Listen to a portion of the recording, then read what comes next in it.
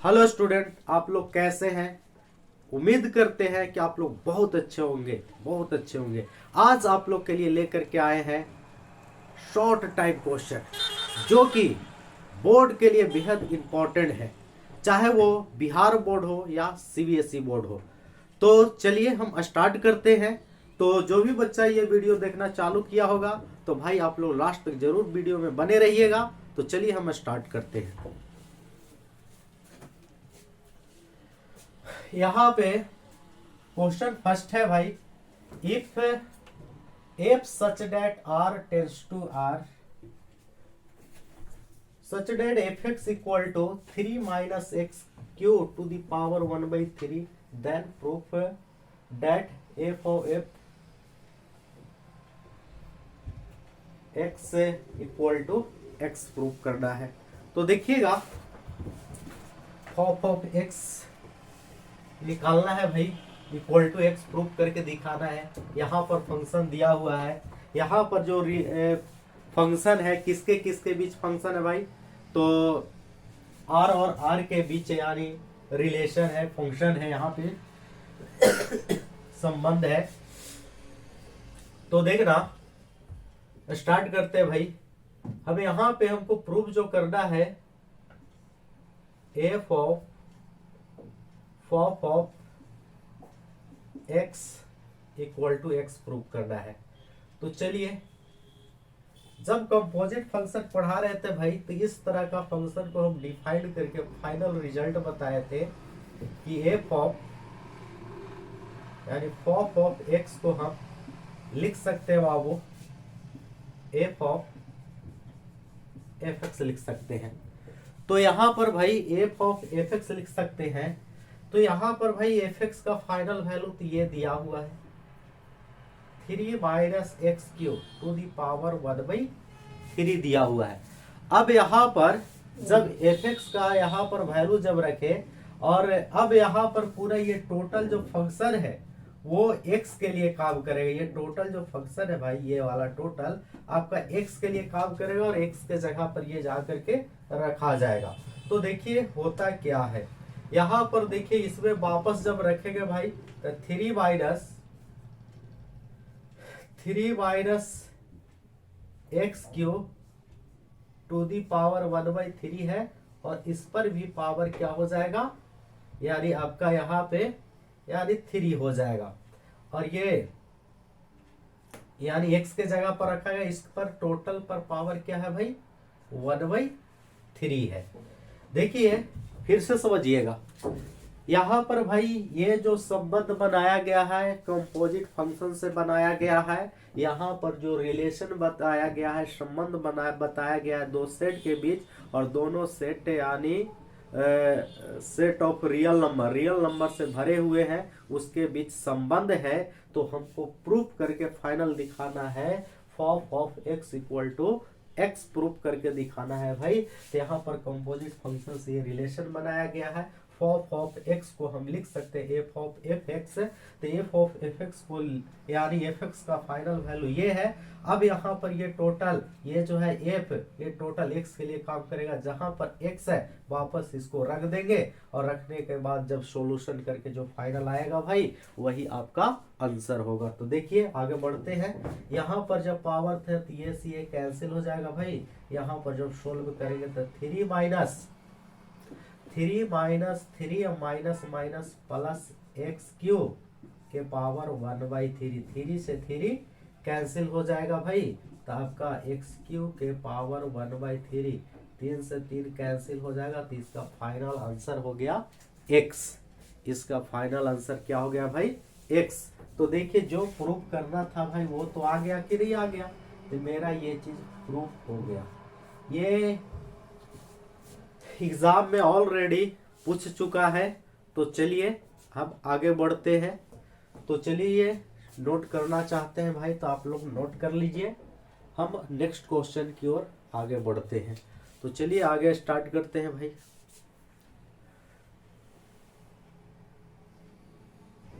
देखिएगा भाई question second एकदम लॉलीपॉप एकदम आसान सा क्वेश्चन है। देखिएगा यहाँ पर है प्रूव डेट करना है sec inverse x plus cosec inverse x equal to π/2।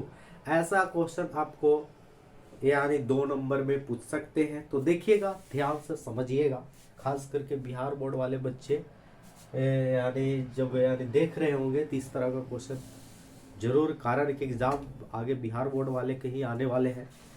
तो चलिए,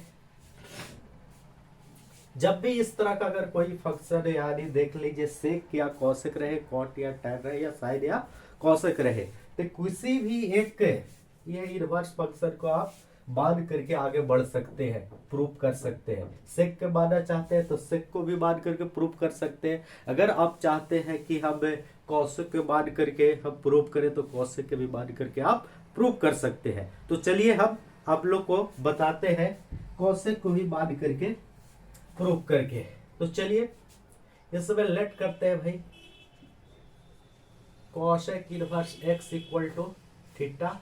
तो आप यारी इनवर्स के डिफिनेशन के अनुसार हम इसको लिख सकते हैं भाई cosec theta equal to x. Cosec को अगर हम कन्वर्ट करते हैं सेक में तो सेक को हम लिख सकते हैं भाई π/2 माइनस, कॉसेक को लिख सकते हैं π/2 minus theta equal to x. ऐसे लिख सकते हैं सेक 90 माइनस थीटा बराबर होता है कॉसेक थीटा, यानी कॉसेक थीटा को हम इस तरह से कन्वर्ट करके लिख सकते हैं। तो देखिएगा सेक को जब हम भाई इधर लेकर आएंगे तो π/2 minus theta equal to sec inverse x. तो यहाँ पर फाइनल माइनस थीटा है तो इधर लेके आ जाएगा भाई, तो sec inverse x plus theta equal to π/2। तो सेक इनवर्स एक्स और थीटा का वैल्यू हो जाएगा कॉसेक इनवर्स एक्स बराबर π/2। तो यहाँ पर भाई फाइनल आपका आंसर हो गया, यानी जो फाइनल आंसर प्रूफ हो गया, ये भाई आपका प्रूफ हो गया। 2 नंबर दम हंसते हंसते उठा लीजिए, प्रूफ हो गया। इतना इक्वल टू आपको π/2 करना था, देखिए आ गया। अब यहाँ पर भाई कॉसेक बांध करके प्रूफ किए, आप लोग इसमें सेक भी बांध करके प्रूफ कर सकते हैं। तो जो बच्चा नोट करना चाहेंगे कर सकते हैं। तो चलिए अब आगे बढ़ते हैं भाई। देखिएगा भाई क्वेश्चन थर्ड में आपका ये मैट्रिक्स दिया हुआ है भाई, यानी 3x2 ऑर्डर का मैट्रिक्स है और इसका वैल्यू फाइंड करना है A इंटू A ट्रांसपोज के। तो सबसे पहले इस तरह का क्वेश्चन जब सोल्व करने आप लोग जाइएगा एग्जाम में, तो भाई सबसे पहले जो कुछ भी यहाँ पर दिया है निकालना है, सब कुछ डिस्कशन करते हुए बनाइएगा, यानी सोल्व करेंगे भाई। तो यहाँ पर तो आपको दिया हुआ है गिवन में आपको ये इक्वल टू है भाई 1x x square 1y y square.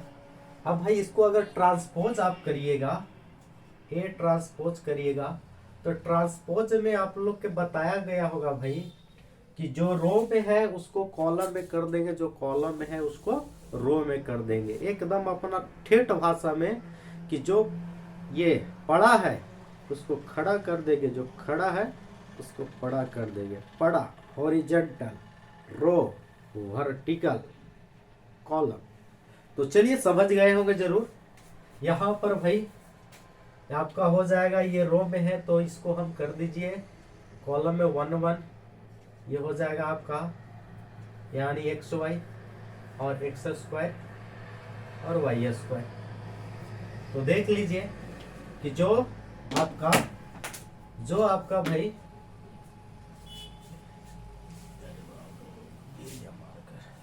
जो आपका ये कॉलम में था, देख लीजिए कि आपका ये रो में हो गया, देख लीजिए हो गया ना।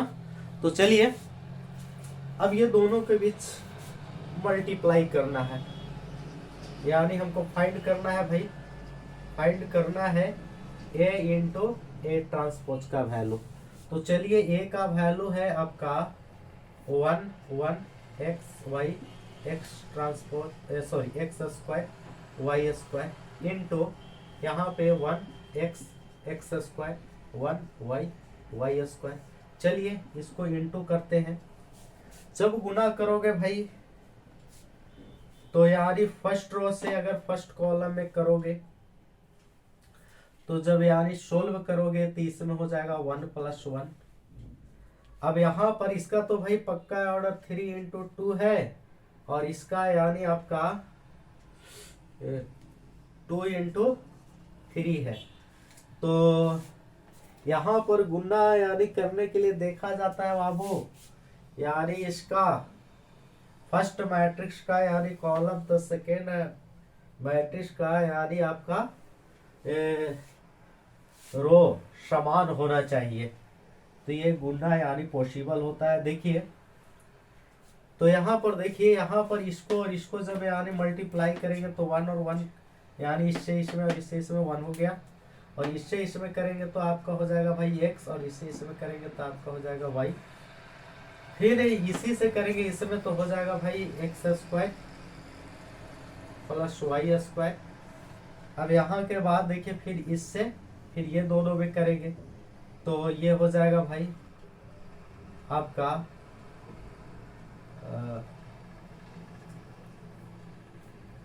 इससे आप इसमें करिएगा तो आपका हो जाएगा भाई x + y, इससे इसमें करिएगा तो हो जाएगा x² + y², इससे इसमें करिएगा तो हो जाएगा x³ + y³, फिर इससे इसमें करिएगा भाई तो हो जाएगा x² + y², फिर इससे इसमें करिएगा भाई तो हो जाएगा x³ + y³, फिर इससे इसमें करिएगा भाई तो x⁴ + y⁴। अब यहाँ पर देख लीजिए कि इसका ऑर्डर हो गया 3×3। तो फाइनल आपका जब मल्टीप्लाई करके सोल्यूशन करके जब आएगा तो फाइनल आपका आंसर ये होगा। तो उम्मीद करते हैं दोस्त कि आप लोग को समझ में जरूर आ रहा होगा। तो चलिए ऐड कर लीजिए, आगे बढ़ते हैं। देखना भाई क्वेश्चन 4 है, इफ a = इतना दिया है भाई तो देन वेरीफाइड है, इतना का वैल्यू 0 प्रूफ करके बताना है। तो चलिए बहुत आसान सा क्वेश्चन है। सबसे पहले इसमें क्या चाहिए, क्या क्या चीज आपका ये दिया है। आई का मतलब समझते हैं कि यूनिट मैट्रिक्स होता है, तो यूनिट मैट्रिक्स होता है भाई, और यहाँ पर निकालना पड़ेगा आपको a²। क्या निकालना पड़ेगा भाई, a² निकालना पड़ेगा। तो चलिए देखिएगा कि जब सोल्व करेंगे भाई तो यहाँ पर आपका ये दिया हुआ है a = 3 - 5 - 4 2, ठीक है। ये दिया है तो हमको आगे सबसे पहले फाइंड कर लेते हैं भाई कि a निकाल लेते हैं। तो यहाँ पर हो जाएगा 3 - 5 - 4 2 × 3 - 5 - 4 2। तो यहाँ चलो जब इंटू करेंगे भाई तो हो जाएगा आपका, चलो करते हैं। तो फर्स्ट रो फर्स्ट कॉलम से जब मल्टीप्लाई करोगे तो ये हो जाएगा आपका 9, यानी प्लस हो जाएगा 20, इससे इसमें करोगे तो हो जाएगा माइनस से 15 और माइनस से यानी आपका 10, इससे इसमें करेगा तो माइनस से 12 और -8, फिर इससे इसमें जब मल्टीप्लाई करोगे बाबू सेकेंड रो सेकेंड कॉलम से तो यहाँ पर हो जाएगा 20 + 4, यानी इससे इसमें तो 4 से 5 में करेगा तो 20 हो जाएगा, 2 से 2 में करेंगे तो 4 हो जाएगा। तो देख लो यहाँ पर फाइनल जब इसको सॉल्यूशन किए ऐड किए तो क्या हो जाएगा 29 - 25, यहाँ पर हो जाएगा -20 और 24। ये आ गया a² का वैल्यू। तो जब a² के आ गया वैल्यू भाई तो यहाँ पर देखिएगा, और आई का मतलब हम लोग जानते हैं कि यूनिट मैट्रिक्स होता है भाई। तो डायरेक्ट यहाँ पर जो वेरीफाई करना है इसको, तो चलो हम इसको यहाँ पर वेरीफाई कर देते हैं। LHS से चलते हैं भाई। LHS में मेरा क्या है a² - 5a - 14i, यही ना है। तो a² का वैल्यू तो हम लोग लाए हैं भाई 29 - 25 ये माइनस में नहीं, अलग है भाई, -25 -20 और ये 24, इस तरह का एलिमेंट है। अब यहाँ पर भाई इस तरह का एलिमेंट है, -5 इंटू ए का वैल्यू क्या है भाई 3 -5 -4 2 माइनस यहाँ पर 14, आई का मतलब हो जाएगा भाई 1001। तो थोड़ा सा ये जगह नहीं हो रहा है, -14 1001। तो चलिए ये हो गया भाई, इसको सोल्व करते हैं तो हो जाएगा 29 -25 -20 और 24। अब 5 से जब मल्टीप्लाई कर देंगे भाई तो हो जाएगा 15 और -25, इसमें करेंगे -20 और इसमें करेंगे तो 10 हो जाएगा। कारण है कि बाबू मैट्रिक्स में होता क्या है कि ऑल एलिमेंट के साथ मल्टीप्लाई किया जाता है या कॉमन भी किया जाता है, तो ऑल एलिमेंट से कॉमन किया जाता है। तो यहाँ पर हो जाएगा 14 0 0 14। यहाँ पर इसमें ध्यान में ये रखना है बाबू कि माइनस माइनस वाले के एक साथ ऐड कर दो और फिर उसके बाद जो आगे का सॉल्यूशन होगा वो करेंगे। तो देखिए यार 29 -25 -20 और 24, ये बच्चा वाला क्वेश्चन है, जोड़ घटाव वाला है सिस्टम। और देख लो ये दोनों माइनस में ऐड कर देते हैं तो हो जाएगा तुम्हारा टोटल, यानी ऐड करने के बाद 29, इसको ऐड करेंगे तो भाई हो जाएगा -25 ही, ये दोनों का ऐड करेंगे -25 और ये करेंगे तो है 24। अब देखिए दोनों को आपस में भाई आप लोग घटा करके देखिएगा तो हर एलिमेंट आपका क्या आएगा 0 आएगा। तो मेरा 0 प्रूफ हो गया RHS। बताइए कि क्वेश्चन तो भाई आसान था, लेकिन बहुत सारा बच्चा इस क्वेश्चन में भाई गड़बड़ देखा गया। जब टेस्ट हमने इसी क्वेश्चन का जब लिए थे तो उम्मीद करते हैं भाई कि आप लोग को जरूर ये समझ में आया होगा। बस याद रखना है कि यहाँ पर अगर आपको मैट्रिक्स में आपको अगर ऐड करने अच्छे से आता है, घटाने भी अच्छे से आता है, दो मैट्रिक्स के बीच दो मैट्रिक्स का सबसे ज़्यादा इम्पोर्टेंट है कि मल्टीप्लाई अगर आप लोग को करने आता है तो समझ लीजिए कि बनाने में आपको इस तरह का क्वेश्चन थोड़ा सा भी तकलीफ नहीं होगा। तो चलिए हम आगे बढ़ते हैं। देखिएगा भाई नेक्स्ट क्वेश्चन 5 क्वेश्चन, यहाँ पर ये डिटर्मिनेंट का क्वेश्चन है भाई। तो डिटर्मिनेंट में मेरा दम अभी जो देख रहा हुआ ये क्वेश्चन भाई, तो मेरा दम एक एक बात पर दम गौर से ध्यान करेगा।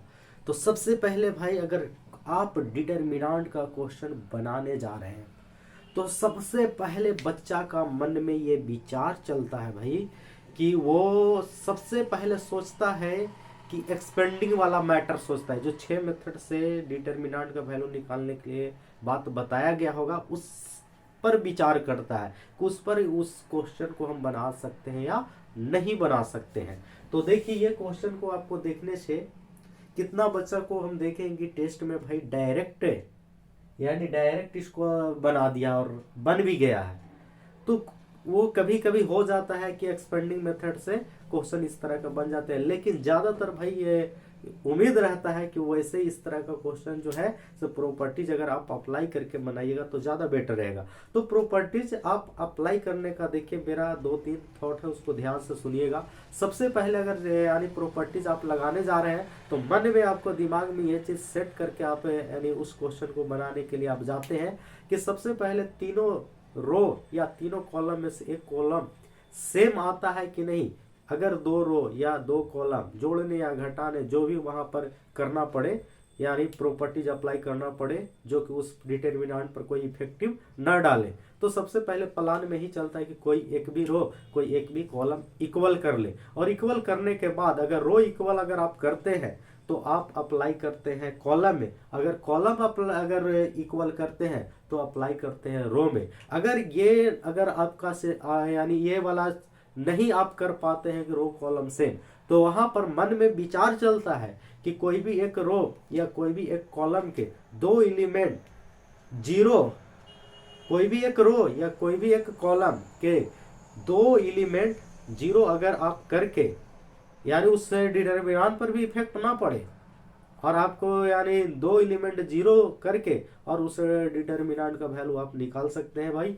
और ज़्यादा तकलीफें होंगे डिटरमिनेंट को लेकर के तो बात करिएगा आप, बहुत लंबा लेक्चर जा रहा है, तो हम इसको सोल्यूशन हम आगे बढ़ते हैं। हम चाहते तो डायरेक्ट सोल्यूशन भी दे देते, तो चलिए आगे बढ़िए।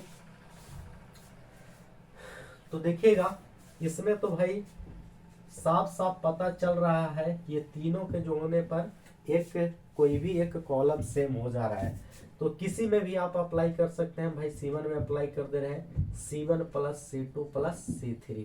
तो चलिए हम अप्लाई कर देते हैं सॉल्यूशन भाई। आपको जो यहाँ पर देने जा रहे हैं हम LHS से चल रहे हैं भाई, RHS लाने का कोशिश करेंगे। तो यहाँ पर हो जाएगा, ये तीनों का ऐड करेंगे तो x plus a plus b plus c, यानी x plus a plus b plus c, x plus a plus b plus c, b x plus b, b c c x plus C.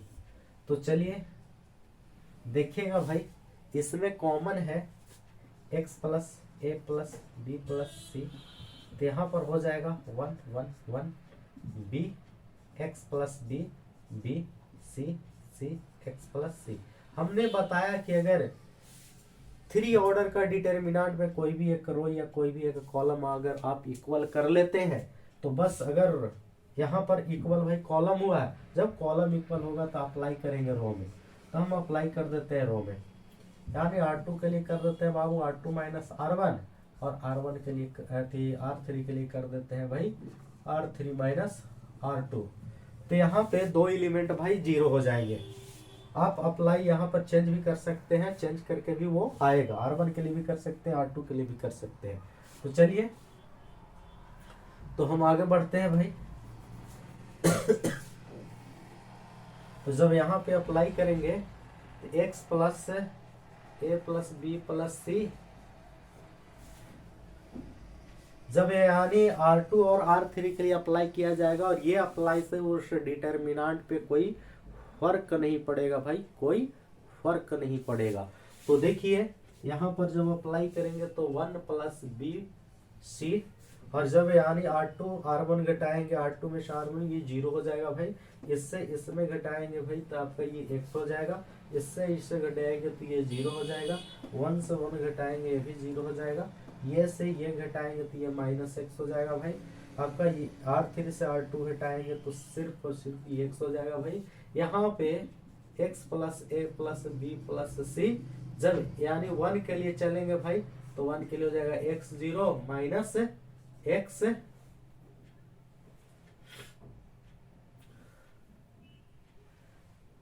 Minus x और x. तो चलिए यहाँ पर 1 से expand कर दिए बाबू, हमको डिटरमिनेंट का वैल्यू आराम से निकल गया। यहाँ पर क्रॉस करेंगे तो इसका final solution x square x, इसका सॉल्यूशन करने के बाद एक्स स्क्वायर आएगा, तो x square x plus a plus b plus सी। देखिए जो प्रूव करना था भाई वो आ गया।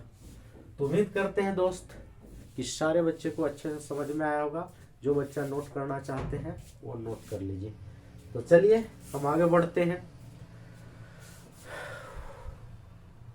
देखना भाई question number 6 dy by D x find करना है, y बराबर फंक्शन दिया हुआ है, जिसमें हमको ज़्यादा चर्चा करने की जरूरत नहीं है, हम इसको डायरेक्ट सॉल्यूशन पे आते हैं।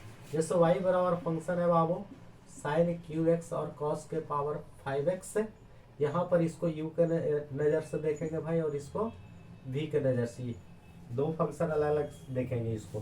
तो यहाँ पर भाई अगर इस फंक्शन को डिफरेंशिएट अगर विथ रिस्पेक्ट टू x, यानी y फंक्शन को भाई हम x के रिस्पेक्ट में इसको डिफरेंशिएट करेंगे, तो देखिए क्या बदल करके आता है भाई। तो यहाँ पर हो जाएगा ये dy बाई dx, पहले वाले फंक्शन को यानी u वाले फंक्शन को हम बाहर रखेंगे और बाद वाले फंक्शन को हम डिफरेंशिएट करेंगे। फिर उसके बाद फिर जिसको डिफरेंशिएट कर दिए भाई उसको हम बाहर रखेंगे, जो बाहर है उसको हम डी के अंदर रखेंगे। रख दिए। चलो हम u इंटू वी के रूल पर सेट कर दिए। अब इसके बाद चैन रूल का भी सहारा लेना पड़ेगा। cos के पावर 5x चाहते तो हम यहाँ पर भी cos x के रिस्पेक्ट में कर देते cos x dx। कितना बच्चा यहाँ पे गलती किया है कि x के पावर 5 के रिस्पेक्ट में किया है, इसी के चलते उसका गलत हो गया है। याद रखें कि ऐसा गलत अगर से ना हो, इस तरह का फंक्शन रहता है तो इस तरह के रिस्पेक्ट में डिफरेंशिएट किया जाता है। चैन रूल का सहारा ले लिए भी भाई। अब यहाँ पर डिफरेंशिएट कर देना है। साइन क्यू एक्स कॉस के पावर 5x का हो जाएगा भाई 5 कॉस के पावर 4x, कॉस का हो जाएगा माइनस साइन एक्स कॉस के पावर 5x, साइन क्यू को हो जाएगा 3 साइन स्क्वायर एक्स और साइन का हो जाएगा कॉस एक्स। चलो इसको सोल्व करके लिखते हैं भाई, तो माइनस हो जाएगा यानी 5 साइन के पावर 4x और कॉस के पावर 4x प्लस यहाँ पर ये हो जाएगा भाई आपका यानी 3 साइड में कर देते हैं तो हो जाएगा कॉस के power 6x into sine square x. तो एक बार फिर से हम भाई चेक कर लेते हैं, ऐसे तो फाइनल सॉल्यूशन कर दिए हैं। जैसे u इंटू वी था तो पहले वाले की इसको बाहर किए तो d के अंदर किए, जिसको d के अंदर किए उसको फिर जो बाहर वाले तो d के अंदर में आया। फिर इसको देखिए भाई चैन रूल का सहारा लिए cos के पावर cos के रिस्पेक्ट में, cos गया ऊपर x के रिस्पेक्ट में। साइन का यहाँ पर था तो साइन का चैन का रूल सहायता लिए तो साइन का यहाँ पे इस तरह से गया। अब यहाँ पर भाई cos के पावर यानी x to the power n x to the power n minus 1 तो 5 यानी 5 माइनस 1 4 ठीक है। cos के माइनस साइन x ये भी तुम्हारा यानी x to the power n वाले रूल पर 3 x के पावर n माइनस 1 यानी 2 हो जाएगा और साइन के cos। इसको कैलकुलेशन कर दिए, साइन साइन सेम है तो इसको मल्टीप्लाई करके इतना cos के पावर 4, फिर इसको ये दोनों सेम है cos के पावर 6 साइन स्क्वायर 3 है तो 3। बहुत अच्छा, उम्मीद करते हैं भाई सारे बच्चे को जरूर समझ में आया होगा। चलिए स्टार्ट कर लीजिए, चलिए आगे बढ़ते हैं। देखना भाई क्वेश्चन 7 में है भाई find the rate of change of the area of circle with respect to radius और when r equal to 5 centimetre. एक सर्कल का रेडियस अगर 5 सेंटीमीटर होगा तो उसका एरिया जो है वो कितना दर से भाई बदलेगा वो निकालना है। किसके रिस्पेक्ट में? तो रेडियस के रिस्पेक्ट में। तो यहां पर देखिए जब सोल्व करेंगे तो हम मान लेते हैं let a B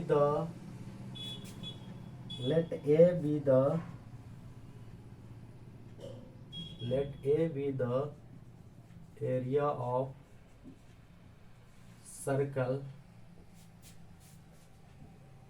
and r be the radius,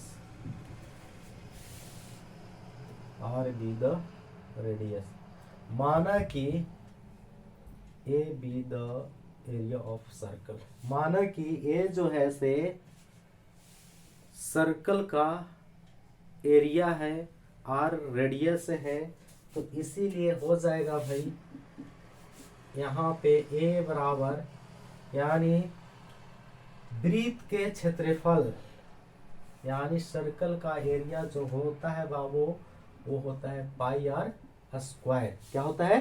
pi are square. इसको किसके रिस्पेक्ट में बदलना है? तो रेडियस के रिस्पेक्ट में बदलना है। तो आपका हो जाएगा भाई डी बटा डी आर और यहाँ पे पाई कांस्टेंट है बाहर हो जाएगा, आर स्क्वायर को हो जाएगा 2r यानी 2 पाई आर हो गया। जब इसका भाई रेडियस कितना होगा, r बराबर 5 सेंटीमीटर होगा, तो इसका बदलने का प्रक्रिया टोटल कितना हो जाएगा 2 पाई इंटू यानी 5 यानी 10 पाई यानी हो जाएगा बाबू सेंटीमीटर स्क्वायर पर सेंटीमीटर। के दर से ये क्या होगा भाई, बदलेगा।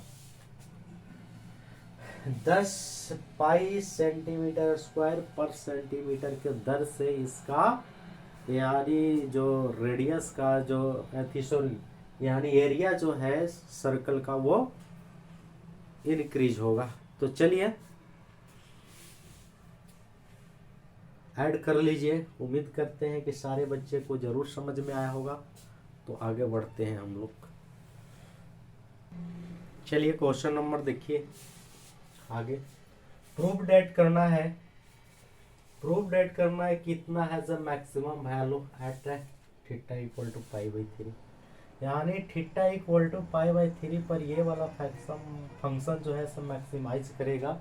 ये हमको प्रूव करके दिखाना है, सिद्ध करके दिखाना है। तो चलिए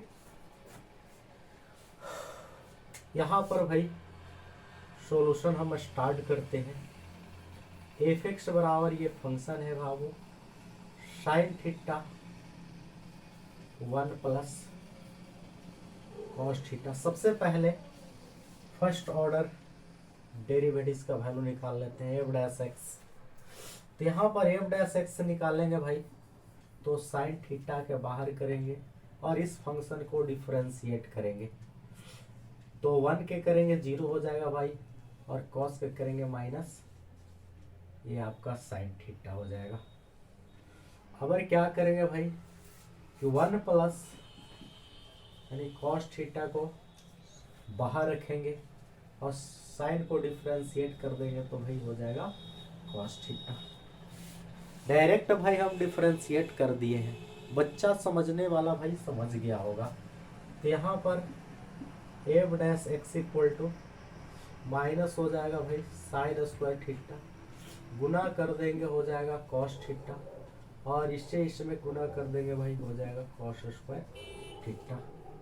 तो यहाँ पर F dash x equal to cos square theta minus sine square theta को होता है formula cos 2 theta plus cos theta. ये आ गया एफ डैश एक्स का वैल्यू आ गया। अब यहाँ पर critical point F dash x equal to 0, जब मैक्सिमम मिनिमम निकालना रहेगा बाबू तो यहाँ पर भाई क्रिटिकल पॉइंट यूज करना पड़ेगा। तो यहाँ पर देख लो कि cos 2 theta plus cos theta का वैल्यू हमने 0 लेंगे। तो cos C plus cos D का यहाँ रूल पे सेट करेंगे तो 2 cos 2 theta plus theta by 2 into cos 2 theta minus theta by 2 equal to 0। तो यानी 2 कॉस हो जाएगा 3 थीटा बाई 2 इंटू कॉस यहाँ पर हो जाएगा थीटा बाई 2 इक्वल टू 0। तो यहाँ पर फाइनल अगर सॉल्यूशन करेंगे बाबू तो कॉस 3 थीटा बाई 2, ऐसे इसका तो जनरल बाबू वैल्यू तो बहुत है, यानी हम लोग इस रूल के हिसाब से हम यहाँ पे एक छोटा सा लिख देते हैं ये साइड में। देखिएगा कि कॉस थीटा इक्वल टू अगर 0 रहता है तो थीटा बराबर 2n plus 1 into pi by 2। तो हमको भाई नज़दीकी जो सबसे वैल्यू है 0 वो 90 डिग्री का है, जिसका मान 0 होता है कॉस का। तो हम यहाँ पर ले लेते हैं कॉस पाई बाई 2 और एक हो जाएगा cos theta by 2 equal to cos यानी पाई बाई 2। तो यहाँ पर 3 theta by 2 equal to pi by 2, 2 से 2 कैंसिल, सॉरी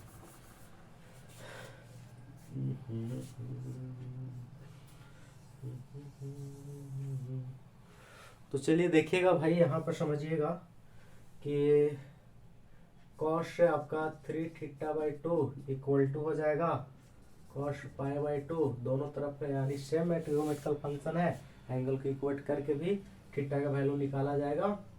हम ऐसे के जनरल मान के लिए भाई बहुत यानी मान तो भाई अनगिनत हो सकते हैं जिसका वैल्यू 0 होगा, हम बात कर चुके हैं। लेकिन हम जो सबसे छोटा वैल्यू उस पर बात यानी फोकस कर रहे हैं कि 0 किसको होगा 90 डिग्री। तो देख लो यहाँ पे आपका 3 theta by 2 equal to pi by 2, 2 से 2 कैंसिल, तो थीटा का वैल्यू यानी फाइनल आ गया पाई बटा 3 आ गया। और उसके बाद बाबू एक और निकालेंगे तो यहाँ पर हो जाएगा यानी 9 कॉस थीटा बाई 2 और कॉस पाई बाई 2, दोनों तरफ कॉस है तो थीटा बाई 2 इक्वल टू यानी हो जाएगा पाई बाई 2, यानी थीटा का वैल्यू यानी पाई। दो मान निकल गया। हमको तो भाई प्रूफ करना है कि इस पर क्या करेगा, ये फंक्शन मैक्सिमाइज करेगा। तो हमको मैक्सिमाइज करने के लिए भाई डबल ऑर्डर यानी इस फंक्शन को, यानी जो हम डिफरेंशिएट फर्स्ट ऑर्डर डेरिवेटिव्स का मान निकाले उसको हम डबल ऑर्डर डेरिवेटिव्स का वैल्यू निकालना पड़ेगा। तब यानी यहाँ पर प्लान बनाना पड़ेगा कि एफ डबल डैश एक्स का वैल्यू क्या होगा। तो cos 2x का हो जाएगा बाबू -2 sin 2 थीटा। तो यहाँ पर हो जाएगा बाबू cos 2 थीटा के cos को होता है माइनस साइन एक्स, तो माइनस हो गया cos के माइनस साइन एक्स, और थीटा के साथ जो इंटू में रहेगा बाहर में आ गया, और cos के यहाँ पर भी हो जाएगा माइनस से साइन थीटा ही। तो यहाँ पर एट थीटा इक्वल टू π/3। अब यहाँ पर π/3 रखेंगे तो यहाँ पर यानी हो जाएगा एफ डबल डैश एक्स π/3 पर क्या हो जा रहा है, यानी यहाँ पे हो जा रहा है बाबू π/3 रखेंगे तो -2 साइन 2 इंटू π/3 और साइन यहाँ पर भी π/3। तो यानी 2π/3 यानी π/3 का मतलब हो गया यानी 60 डिग्री और 60 डिग्री और 2 यानी 120 डिग्री का भी वैल्यू साइन का पॉजिटिव होता है। तो ये भी निगेटिव, ये भी निगेटिव।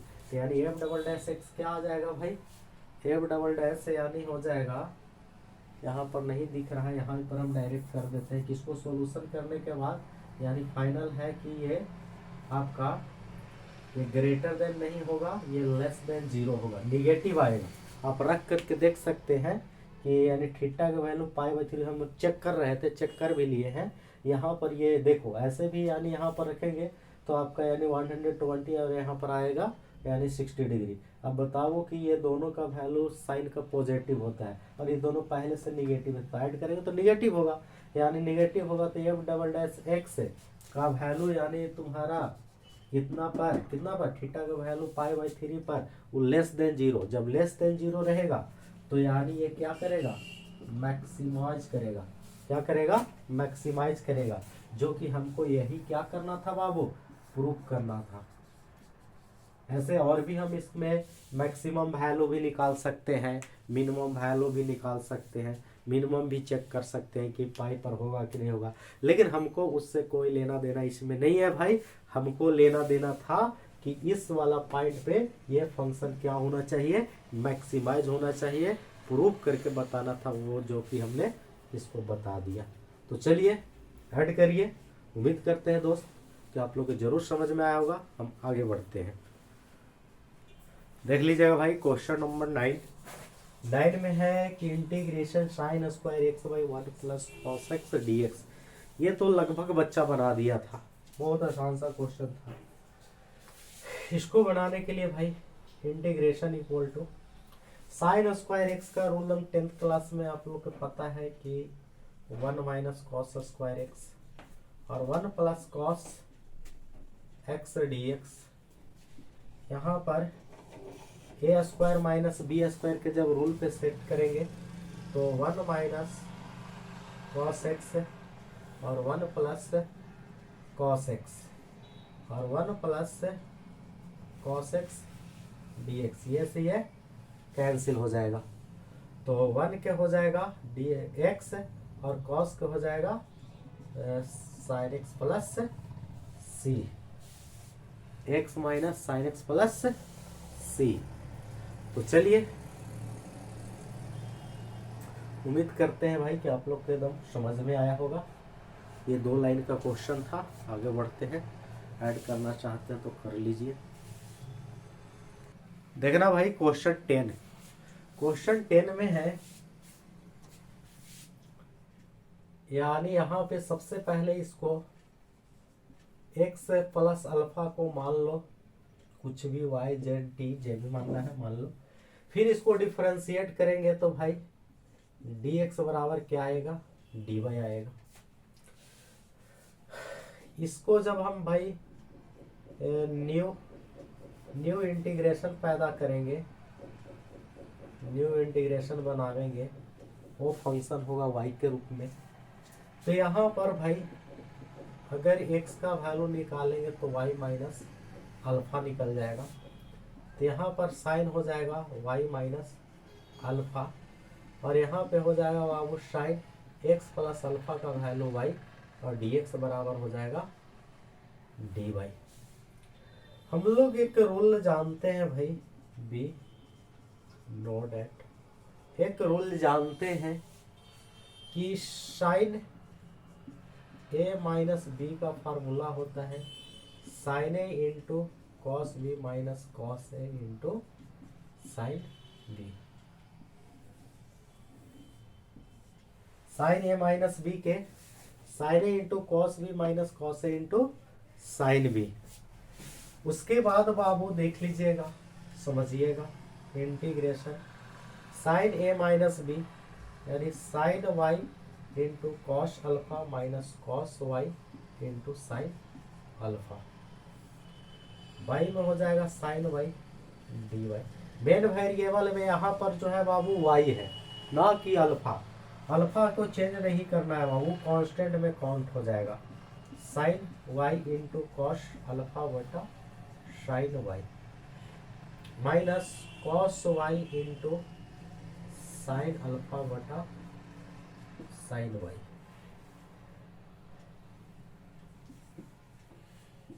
डी वाई, ठीक है। यहाँ पे साइन वाई से वाई कैंसिल हो जाएगा, यहाँ पे कॉस से अल्फा कांस्टेंट होगा, यहाँ पे डी वाई हो जाएगा। यहाँ पर देखिए साइन अल्फा जो होगा कांस्टेंट होगा, कॉस वाई साइन कॉट यानी वाई डी वाई हो जाएगा। अब इसके बाद बाबू इंटीग्रेट करना ज़्यादा डिफिकल्ट नहीं है। इसके बाद समझिएगा कि ये तो कॉस अल्फा हो जाएगा और डी वाई पे हो जाएगा भाई वाई, और यहाँ पे माइनस हो जाएगा साइन अल्फा, और कॉट वाई के होता है integration log sine, log sine y हो जाएगा, या माइनस लॉग कॉसेक भी होता है वाई, लिख सकते हैं, प्लस सी। वाई का वैल्यू है भाई, वाई का तो वैल्यू यहाँ पर यानी x प्लस अल्फा है, तो यहाँ पर हो जाएगा कॉस अल्फा, और यहाँ पर हो जाएगा x plus alpha minus sine alpha log sine y का value x plus alpha plus c. अब ज़्यादा से ज़्यादा मल्टीप्लाई कर सकते हैं तो x cos alpha plus alpha cos alpha minus sine alpha और log mod sine x plus alpha plus c. अब दो को कांस्टेंट है बाबू, तो दोनों को मिला करके हम भाई एक कांस्टेंट लिख सकते हैं। तो देखिएगा x cos alpha minus sine alpha log sine x plus alpha plus c. तो फाइनल भाई आंसर आपका ये होगा। अगर लास्ट सॉल्यूशन आप करके आगे बढ़ रहे हैं तो एक चीज आप लोग ध्यान में जरूर रखते होंगे कि अगर यानी लास्ट सॉल्यूशन में आपका अगर एक ही जगह पर यानी एक ही फंक्शन में दो दो यानी कांस्टेंट रहेगा तो हम एक में मिला करके एक टोटल एक मिला करके फाइनल आंसर लिखते हैं। जैसे यहाँ पर लिख दिए ना, ये दोनों को मिला करके हमने यानी के या सी कुछ भी लिखना है, यहाँ कांस्टेंट लिख देना है। कारण कि ये भी कांस्टेंट है, ये भी कांस्टेंट, तो हमको दो गो नहीं लिखना है, एक लिखना है। तो चलिए आगे हम बढ़ते हैं भाई। चलिए ऐड करना चाहते हैं कर लीजिए। क्वेश्चन नंबर भाई 11 में इसको इंटीग्रेट करना है e to the power 2xy 1 plus e to the power x dx। इसमें बहुत सारे बच्चे गड़बड़ाए हैं, उम्मीद करते हैं कि एक बार अगर समझ लीजिएगा तो अगला बार से आप लोग जरूर नहीं गड़बड़ाइएगा। सबसे पहले ये सब्स्टिट्यूशन का क्वेश्चन है बाबू पुट कर लेते हैं 1 plus e to the power x बराबर y, और जो फंक्शन को भाई सब्स्टिट्यूट करते हैं उसको भाई डिफरेंशिएट करके वो पूरे फंक्शन को ही बदल देते हैं। तो देखिए यहाँ पर फंक्शन जब y में माने हैं तो ये टोटल को हम y में कन्वर्ट करेंगे, तो यहाँ पर e to the power x dx equal to हो जाएगा दोस्त तो dy। यहाँ पर इंटीग्रेशन बनाएंगे तो इसको लिख सकते हैं e to the power x dx और 1 plus e to the power x। यहाँ पे भाई e to the power x का वैल्यू जब निकालिएगा तो y माइनस 1 हो जाएगा, तो यहाँ पर e to the power x को हो जाएगा बाबू y minus one, e to the power x dx का वैल्यू dy, और ये पूरे को क्या माना गया है, y माना गया है। तो उम्मीद करते हैं भाई बहुत अच्छे से समझ में आ रहा होगा। इसको और भी तरीका है बनाने का, लेकिन सबसे इजी तरीका आपका यही है। y से y कैंसिल, आपका हो जाएगा dy माइनस हो जाएगा 1/y dy। तो यहाँ पर dy क्या हो जाएगा दोस्त, यानी y, और 1/y को हो जाएगा log mod y। इसके बाद हो जाएगा y का वैल्यू है भाई, y का वैल्यू है 1 plus e to the power x minus log 1 plus e to the power x plus c। यहाँ पर ये भी कांस्टेंट है, ये भी कांस्टेंट है, तो सिर्फ e to the power x log 1 plus e to the power x, आप दोनों को मिला करके हम के लिख सकते हैं। फाइनल आपका आंसर ये आएगा दोस्त। तो उम्मीद करते हैं ये आप लोग को जरूर समझ में आया होगा। तो चलिए हम आगे बढ़ते हैं। देखिएगा भाई क्वेश्चन, नेक्स्ट क्वेश्चन देखिएगा, ये भी इंटीग्रेशन बहुत आसान सा क्वेश्चन है, ये डेफिनेट इंटीग्रेशन का ये क्वेश्चन है। तो यहाँ पर 0 से π/4 tan स्क्वायर का फार्मूला होता है वो sec square x minus 1 dx, और sec स्क्वायर एक्स का इंटीग्रल का वैल्यू होता है भाई tan x, और 1 का हो जाएगा x, इसका लिमिट का वैल्यू 0 से π/4 है भाई। तो इसका अपर लिमिट पुट करेंगे तो ये हो जाएगा 1, और माइनस हो जाएगा π/4, और भाई लोअर लिमिट पुट करेंगे x के जगह पर, फिर दोनों के दोनों 0 हो जाएगा। तो फाइनल आंसर 1 माइनस π/4।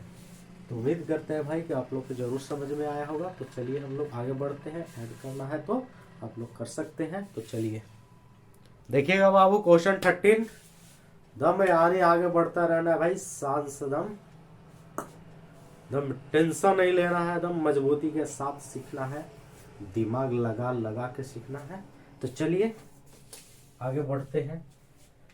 ए वेक्टर क्रॉस बी वेक्टर जब निकालेंगे बाबू डिटर्मिनेंट मेथड से बताए थे, आई जे के, ये ए वेक्टर 2 के, जे वाला तो है नहीं तो 0 माइनस 3, ये है 3 और 4, ये 0। देख लीजिएगा, सोल्व करिएगा तो हो जाएगा बाबू, यानी 0 प्लस 12 माइनस जे के लिए जब सोल्व करिएगा तो हो जाएगा, जे के लिए सोल्व करिएगा तो ये तो 0 यानी प्लस, यानी ये 9 हो जाएगा। फिर के लिए सोल्व करिएगा भाई, तो के लिए जब सोल्व करिएगा तो आपका हो जाएगा 8 माइनस 0, इसका final 12i vector minus 9j vector plus 8k vector. तो देखिए जो बच्चा का वेक्टर अगर आता होगा भाई तो उसको सॉल्यूशन करने में थोड़ा सा भी तकलीफ नहीं हो रहा होगा। कारण है कि अगर i के लिए चलेंगे बाबू तो इसके सामने जो भी एलिमेंट डिलीट होता है उसके बाद डिटर्मिनेंट में रख करके सोल्व किया जाता है। फिर ये माइनस के लिए जब चलेंगे तो आई इसके सामने जो भी एलिमेंट होता है डिलीट होता है, रो और कॉलम इसके सामने दोने वाले, और जो बाकी जो बचते हैं उसको डिटर्मिनेंट में रख करके सोल्व किया जाता है। के भी सामने वाला जो भी एलिमेंट है डिलीट होता है, और फिर डिलीट होने के बाद जो भी बचता है उसको डिटर्मिनेंट के अंदर में रख के सोल्व किया जाता है, और सोल्व करने के बाद जो फाइनल यानी सोल्यूशन आया इसका आंसर आपका ये हो गया। तो उम्मीद करते हैं दोस्त ये सारे बच्चे को जरूर समझ में आया होगा। तो हम भाई आगे बढ़ते हैं। तो चलिए देखिएगा भाई क्वेश्चन नंबर 14, क्वेश्चन नंबर 14 बहुत अच्छा क्वेश्चन है, इतना तो हमको इतना प्रूव करके बताना है। तो देखिए इसको हम भाई जब सोल्व करना चालू करेंगे तो vector A cross vector B का यानी मॉड का जब स्क्वायर रहेगा तो इसको भाई हम यानी ऐसे करके इसको सॉल्यूशन करके लिख सकते हैं, A cross B into A cross B. अब यहाँ पर ए क्रॉस बी के डिफिनेशन का अनुसार लिख सकते हैं बाबू कि यानी magnitude of A vector magnitude of B vector sine theta N cap. इसको भी लिख सकते हैं कि आपका हो जाएगा magnitude of A vector magnitude of B vector sine theta N cap. अब ये दोनों का भाई इंटू करेंगे तो हो जाएगा double square magnitude of B का square sine square theta N cap into n cap लिख सकते हैं। ये तो भाई यूनिट है, स्क्वायर होगा, वैल्यू 1 हो जाएगा। यहाँ पर मैग्नीट्यूड ऑफ वेक्टर का स्क्वायर वी वेक्टर का स्क्वायर साइन स्क्वायर थीटा लिख सकते हैं 1 माइनस कॉस स्क्वायर थीटा। उम्मीद करते हैं भाई सारे बच्चे को जरूर समझ में आ रहा होगा।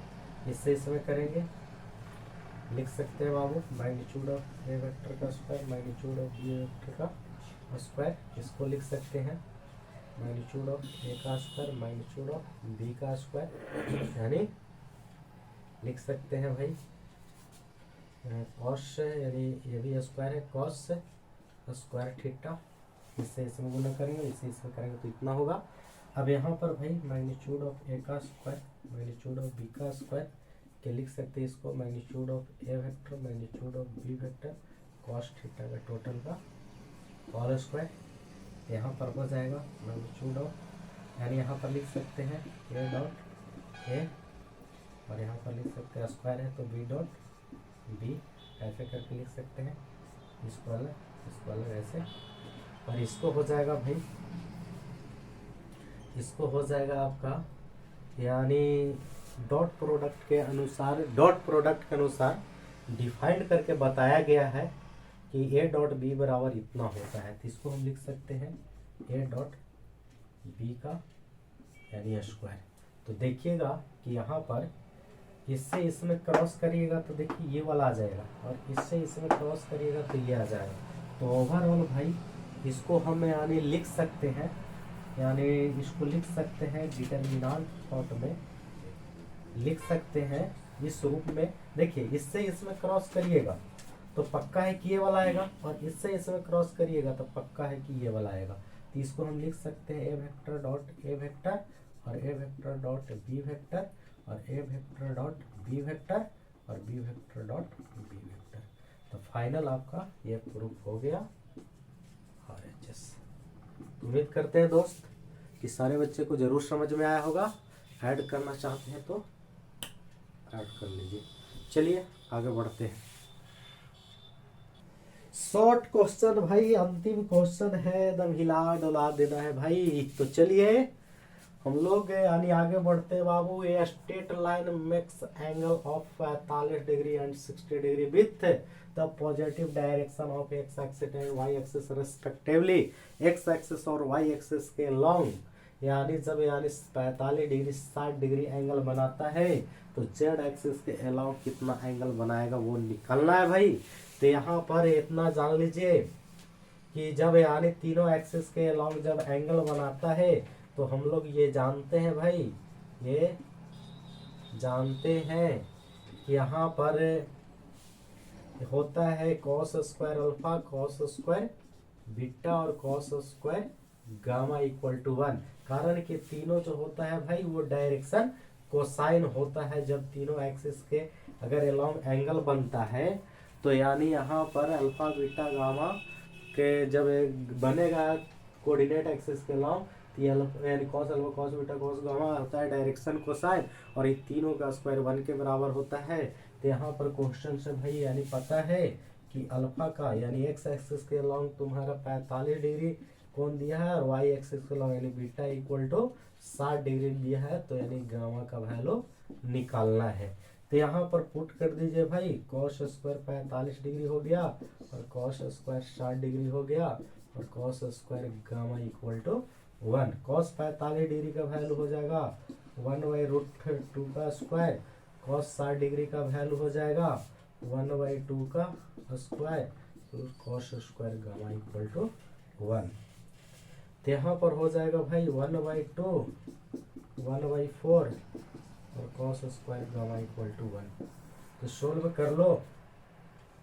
यहाँ पे cos square gamma equal to 1 minus 1/2 plus 1/4।